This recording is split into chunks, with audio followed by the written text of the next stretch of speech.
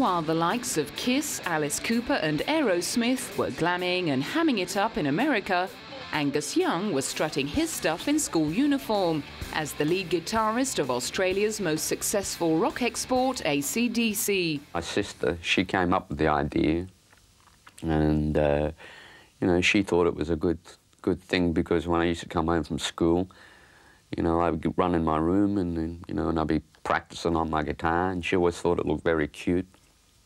And I think even, you know, it's now people recognise you as the, you know, the guy in the school suit. After releasing their first album, High Voltage, they went nuclear with the release of Highway to Hell in 1979. But just a few months later, the band was devastated by the death of lead singer Bon Scott from acute alcohol poisoning.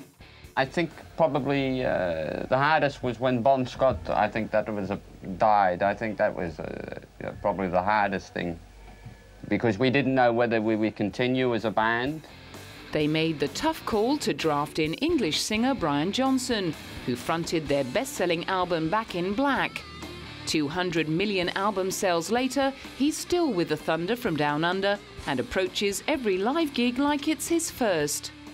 I think with AC/DC, every gig that they do, even if it's 4 months into the tour, it makes the kids feel like it's the first one we've done. Yeah. You know, it's like we're just as keen and eager as them. On the eve of the release of Stiff Upper Lip and its accompanying tour, Angus was determined to keep pushing the barriers. You become, you know, your own critic, you know.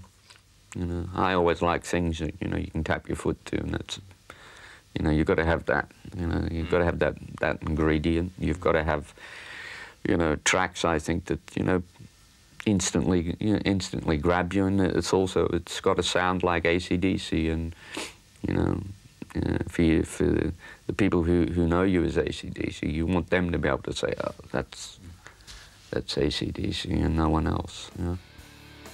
2 albums later, they're still churning out the music.